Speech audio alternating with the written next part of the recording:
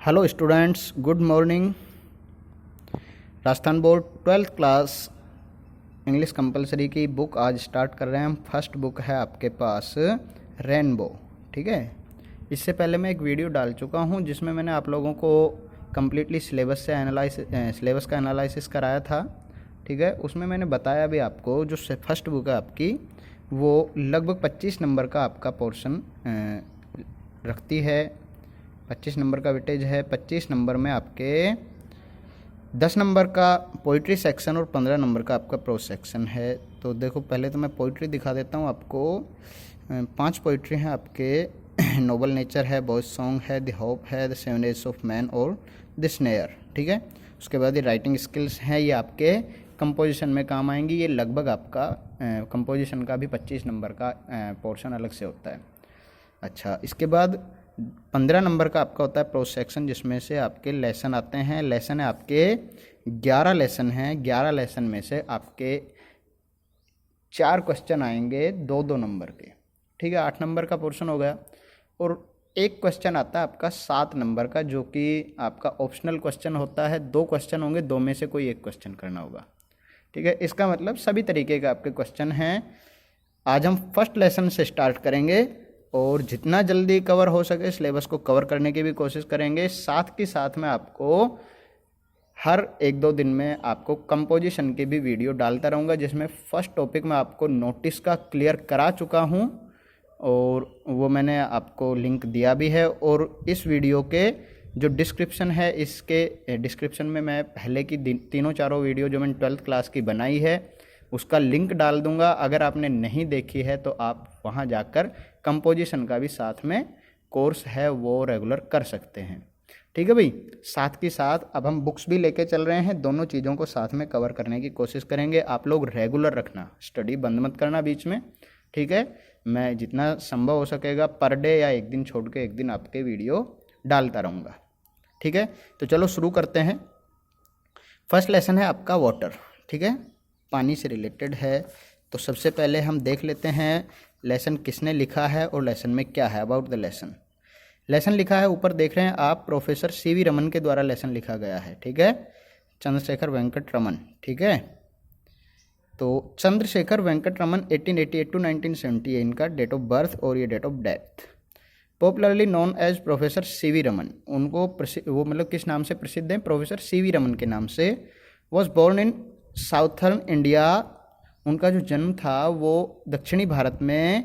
And devoted his life to the cause of science and research, और उन्होंने अपना जीवन है वो विज्ञान और अनुसंधान को, रिसर्च को मतलब डिवोट कर दिया, पूरा समर्पित कर दिया। He was awarded the Nobel prize in physics, उनको फिजिक्स में नोबल पुरस्कार भी मिला। The theory he expounded is called the Raman effect, जो उन्होंने नियम दिया था, जो सिद्धांत दिया था, उसको रमन का प्रभाव के नाम से जानते हैं। फिजिक्स में आप पढ़ते भी हैं, जिसमें शायद जितना मैं जानता हूँ अल्फा बीटा गामा जो एक गोल्डन एक पेपर में से निकाले जाते हैं। ठीक है, जो कि किरणें डाली जाती है अल्फा बीटा गामा टाइप, तो उसी को रमन इफेक्ट बोलते हैं। साइंस के बारे में इतना ही मेरे को जो पता है मैं बता रहा हूँ। हाँ, जो सीवी रमन के द्वारा इस सिद्धांत को मतलब प्रतिपादित किया गया था। अच्छा, इसके बाद है ही work to popularize science by using an easy charming and witty style. उन्होंने क्या किया है कि उन्होंने साइंस को पॉपुलर करने के लिए, विज्ञान को बढ़ावा देने के लिए, प्रसिद्ध करने के लिए उन्होंने अपना एक तरीका using and charming and witty style which is free from scientific जैर्गन।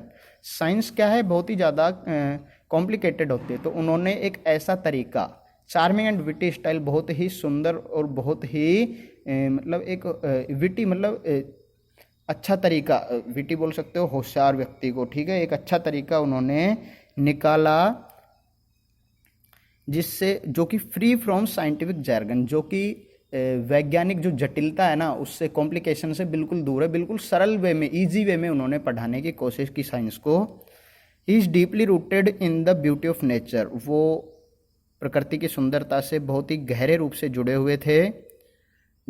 Indian art and ancient traditions, और ब्यूटी ऑफ नेचर से, प्रकृति की सुंदरता में इंडियन आर्ट, भारतीय कला में, भारत की जो कला है, आर्ट है, एंड एंशिएंट ट्रेडिशंस, और जो प्राचीन जो सभ्यताएं हैं, जो परंपराएं हैं, उनसे वो बहुत ही ज़्यादा जुड़े हुए थे। इसके बाद मैं बता देता हूँ लेसन के बारे में। द ऐसे right water is a genuine appeal for conservation of water for the welfare of India. जो ऐसे है, निबंध है, या जो पाठ है वाटर, ये एक जेन्युइन अपील, ये एक वास्तव में जेन्युइन होता है, ओरिजिनल, एक वास्तविक अपील है लोगों से फॉर कंजर्वेशन ऑफ वाटर, पानी के, जल के संरक्षण के लिए, for the welfare of India, Bharat की कल्याण के लिए, पूरे देश के कल्याण के लिए, वेलफेयर के लिए। इन पर्टिकुलर एज और agriculture is based on this natural resource. अगर विशेष रूप से हम देखें पर्टिकुलर रूप से, तो हमारी जो कृषि है, एग्रीकल्चर है, वो इसी पर, मतलब जल पर ही निर्भर करती है। और ऑन दिस नेचुरल रिसोर्स, ये जो प्राकृतिक रिसोर्स है हमारे पास जल का, this essay presents water at the age the basis of life. और ये जो ऐसे है, ये जो लेसन है, ये जल को जीवन के आधार के रूप में प्रस्तुत करता है।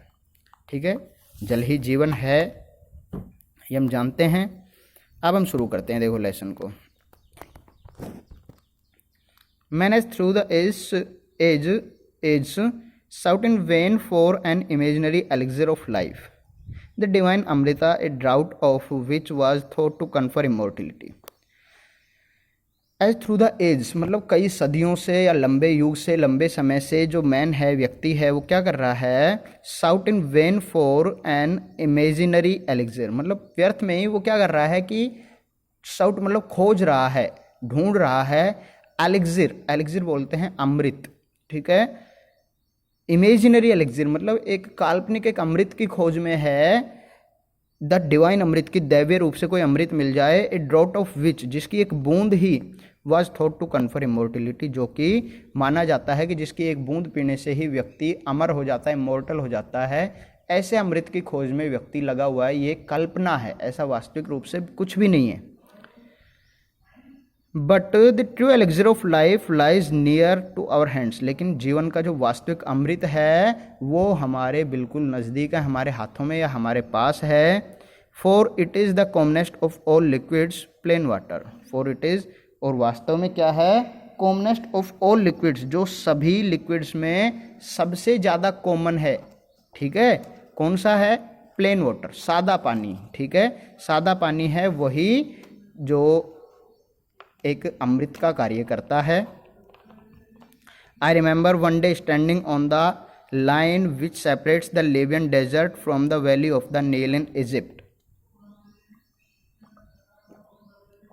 आई रिमेंबर, मैंने याद किया या मुझे याद है, one day standing on the line, एक दिन मैं खड़ा था, on the line which separates the Libyan desert, उस सीमा रेखा पर जो कि सेपरेट करती है, जो कि मतलब अलग अलग करती है, बांटती है किसको, Libyan desert from the valley of the Nile in Egypt, मिस्र में जो नील नदी है उसकी, नील नदी की घाटी को, और लिबियन डेजर्ट, लीबिया के जो रेगिस्तान है उनको बांटती है। मतलब लीबिया और नील के बीच में जो सीमा रेखा है, ठीक है, उसको जो सीमा रेखा है वो जो बांटती है दोनों को, तो उसके एक तरफ तो बिल्कुल लीबिया के रेगिस्तान हैं और दूसरी तरफ नील नदी की घाटी है। नील नदी दुनिया की सबसे लंबी नदी है, बता देता हूँ आपकी जानकारी के लिए।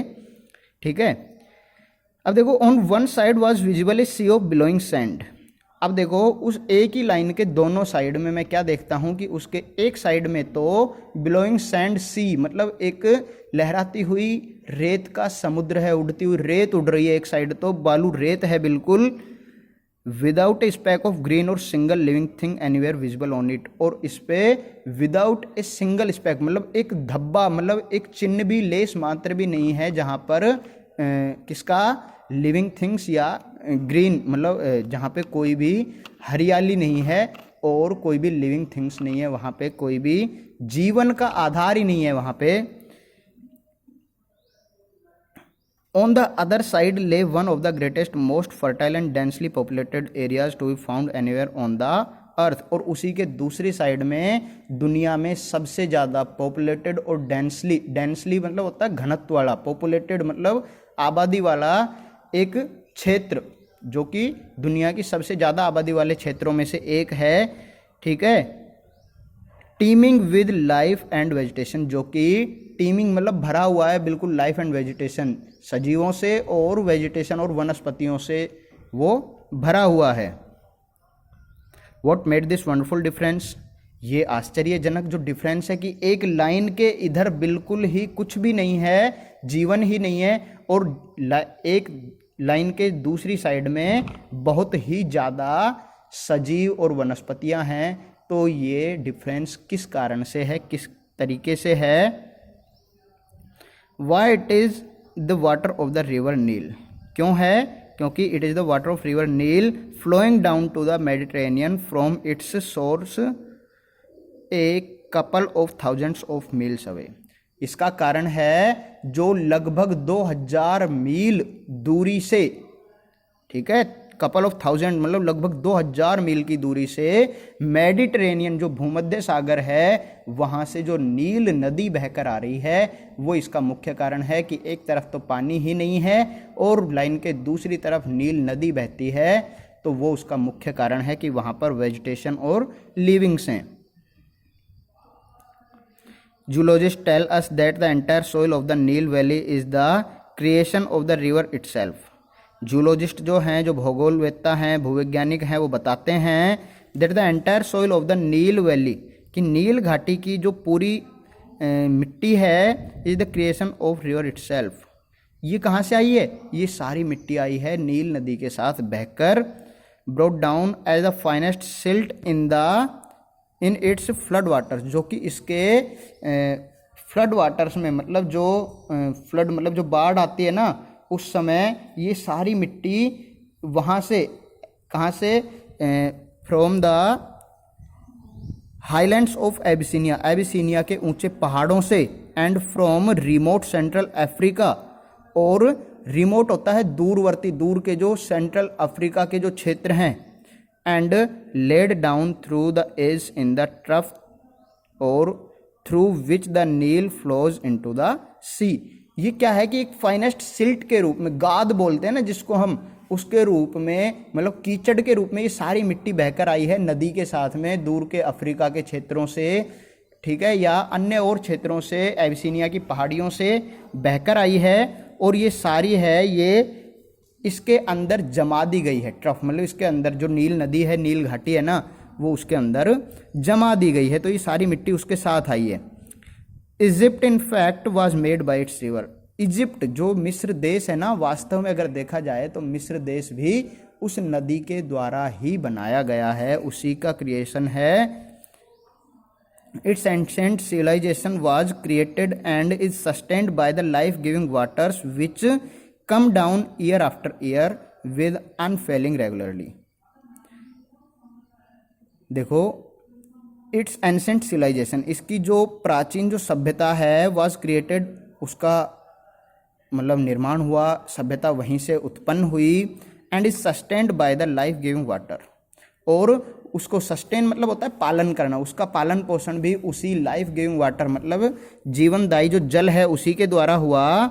विच come down year after year, जो कि प्रत्येक वर्ष नीचे आता रहा, विद अनफेलिंग रेगुलरिटी, मतलब बिना रेगुलरिटी को समाप्त किए, मतलब नियमित रूप से, नियमितता को खोए बिना नियमित रूप से जल वहाँ पर आता रहा।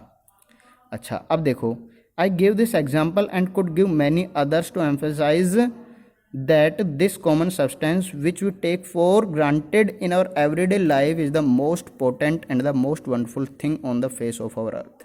I give this example, ये कह रहा है मैंने ये एग्जाम्पल दिया आपको, and can give more much more examples, और मैं बहुत सारे और भी आपको एग्जाम्पल दे सकता हूँ टू एम्फसाइज दैट, अपनी इस बात को मनवाने के लिए, मतलब इस बात को और भी प्रूव करने के लिए, दैट दिस कॉमन सब्सटेंस, की ये जो कॉमन सब्सटेंस मानते हैं ना हम, जिसको एक आम तत्व की पानी है, सभी जगह मिलता है, नॉर्मल है, which we take for granted of our everyday life, जिसको हम अपने दैनिक जीवन में यूज करते हैं, इज द मोस्ट पोटेंट, ये बहुत ही ताकतवर, and the most wonderful thing on the face of earth, और हमारी पृथ्वी पर सबसे ज़्यादा वंडरफुल चीज़ है, सबसे आश्चर्यजनक वस्तु है ये। It has played a role of vast significance in shaping the course of the Earth's history and continues to play the leading role in the drama of life on the surface of our planet। It has played a role of vast significance, इसने क्या किया है कि एक बहुत ही मुख्य भूमिका निभाई है, ठीक है, of vast significance in shaping the course of the earth history, मतलब जो संसार की जो हिस्ट्री है, इतिहास है, उसको शेप करने में, उसका निर्माण करने में जल की बहुत अधिक भूमिका रही है। And continues to play the leading role in the drama of life on the surface of planet, और हमारा जो प्लेनेट है, पृथ्वी है, इसकी आज भी इस पर अपने रोल को, लीडिंग रोल को, मतलब मुख्य भूमिका को आज भी जल है वो पूर्ण रूप से निभा रहा है, ठीक है। ड्रामा ऑफ लाइफ, लाइफ का जो जीवन का जो नाटक है, इसमें ये आज भी अपनी भूमिका को पूर्ण रूप से निभा रहा है। देखिए आगे बताता हूँ। There is nothing which adds so much to the beauty of the countryside as water. Countryside मतलब ग्रामीण क्षेत्र के लिए यूज़ किया जाता है ज़्यादातर वर्ड, कि जल के अलावा ऐसी दूसरी कोई चीज़ नहीं है जो कंट्री साइड को, ग्रामीण क्षेत्रों में इतनी ज़्यादा ब्यूटी को, नेचर को बढ़ाती है। Be it just a little stream trickling over the rocks और a little pond by the way side where the cattle quench their thirst of an evening. आप इनमें से चाहे कुछ भी ले सकते हैं, चाहे ये एक झरना हो, एक ट्रिकलिंग मतलब वाटर जो ऊपर से झरने से गिर रहा है, हो सकता है चट्टान से गिरने वाला पानी ले लो, या फिर भले ही ये एक पॉन्ड ऑफ वे साइड, सड़क के किनारे कोई तालाब हो जहाँ पर क्वेंच द थर्स्ट, जहाँ पर कि जानवर क्या करते हैं, quench their thirst of an evening, जहाँ पर शाम को जानवर अपनी प्यास बुझाने के लिए आते हैं, तो वो बहुत ही सुंदरता के क्षेत्र होते हैं। सुंदरता होती है वो किसके कारण है, सिर्फ जल के कारण है। The rain fed tanks that are so common in South India, South India में जो मतलब दक्षिणी भारत में जो टैंक्स, टाँके बनाए जाते हैं, ठीक है, मोस्टली राजस्थान में बनाए जाते हैं, ये बहुत ही ज़्यादा कॉमन चीज़ हैं। रेन फेड टैंक्स जो कि बारिश से भरे जाते हैं। Alas often so sadly neglected in their maintenance are a cheering sight when they are full. Alas बड़े दुख की बात है कि उनकी लगातार रूप से सफाई नहीं हो पाती है, जिससे कि वो अदरवाइज वो एक बहुत ही cheering sight at when they are seen, मतलब जब उनको देखा जाता है ना, दे आर फुल, जब वो फुल होते हैं तो बहुत ही चेयरिंग साइट, चेयरिंग होता है खुश करने वाला, खुशनुमा दृश्य होता है बहुत ही ज़्यादा। They are of course shallow but this is less evident since the water is silt laden and throws the light back and the bottom does not therefore show up. हालांकि ये वास्तव में इतने ज़्यादा गहरे नहीं होते हैं, लेकिन ये बहुत ही शैलो होता है, छिछला ऊपर ऊपर का जो पानी होता है, डीप होता है, गहरा, ये बहुत ज़्यादा गहरे नहीं होते। But this is less evident since the water is silt laden, लेकिन ये दिखाई भी नहीं देते कि कितने गहरे हैं, क्योंकि पानी है वो गंदला होता है, सिल्ट लेडन, जिसमें सिल्ट गाद मिली हुई होती है, कीचड़ मिला हुआ होता है, क्योंकि सफाई नहीं हो पाती।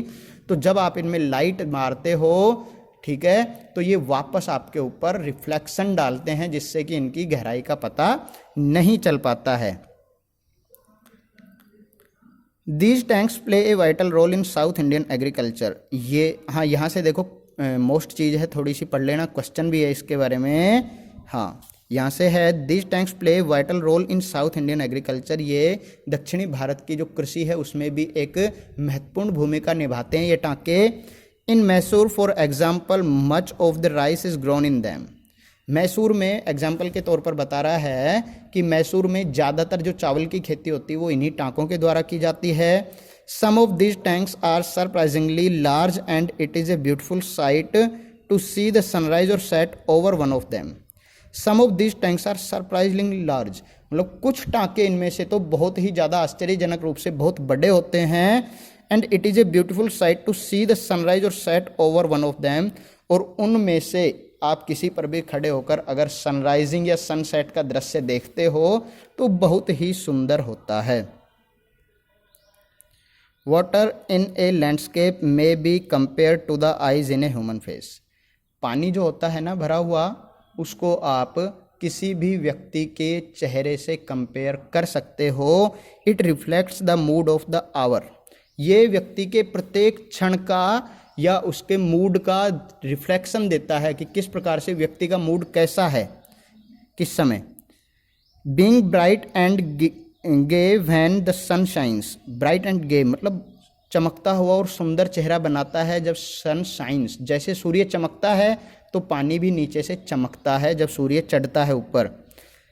And turning to dark and gloomy when the sky is overcast, और जब बादल हैं, आसमान है वो बादलों से भरा होता है तो उस टाइम ये मतलब थोड़ा सा दुखी चेहरा, ठीक है, बनाता है, दुखी gloomy when the sky is overcast, जब आसमान बादलों से भरता है तो ये मतलब इसकी शाइनिंग समाप्त हो जाती है। जैसे जिस प्रकार से आदमी के ऊपर जब दुख आता है कोई तो उसका चेहरा है, ठीक है, वो शाइनिंग कम कर देता है, ख़त्म कर देता है, उसी तरीके से इसको कंपेयर किया जाता है।